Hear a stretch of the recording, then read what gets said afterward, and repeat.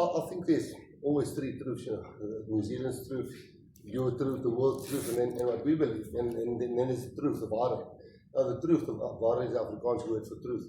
Now the waarheid is our last two games against New Zealand in Auckland and in Wellington.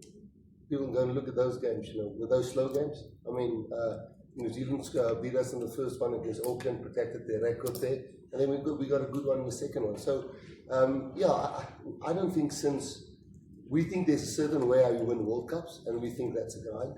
We think when you're under pressure on your attack, it's very tough to keep cohesion if the pressure is very big and you start fumbling a few balls, and then you must stuck to your guns. And we try to find the balance between that, and when games are really, really clutch and crunch, that you have a system that you can fall back onto, which protected the players sometimes from not always having the confidence to do things. But since Tony's been with us, we feel we're attacking it right, we feel we're doing not too badly. But we always want to keep I'm not talking about New Zealand's mindset, we want to keep the thing, listen, we've got something to fall back on when the pressure is really tough. Obviously there was a shape of the game meeting beginning of the year where all the big issues, big ticket issues in the world is being discussed.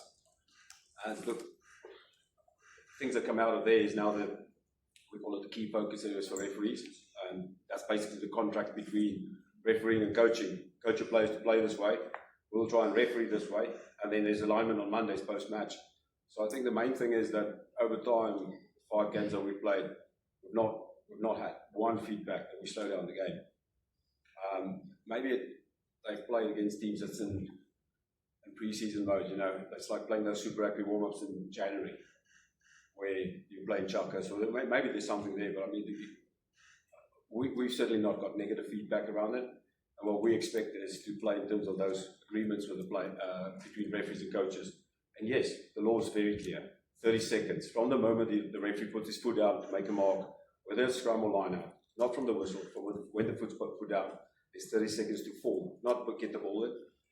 We have to adhere to that, and we respect that, and we train to that. So you can use 29 seconds?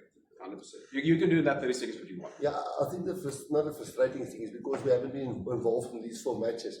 What you do up until that line-out, you can pray if you want to, you can go down on your knees, you can do, if you want to huddle, you can huddle. There's nothing in the law that says you can't huddle.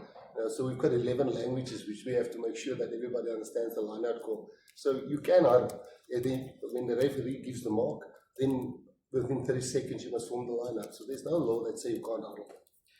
Just like that, so even if you attempt a quick throw-in, if the referee's made his mark and you still attempt a quick throw-in, that's same as huddle.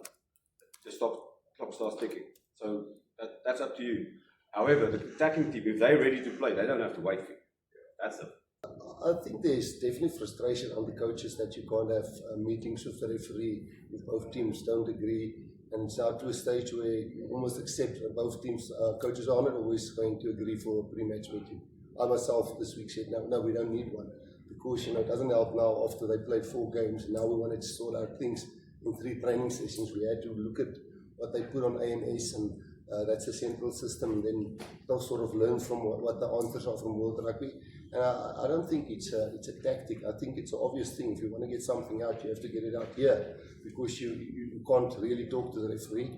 So sometimes, there's small things which in normal referee meetings where you would alert the referees, and you might do a midfield more.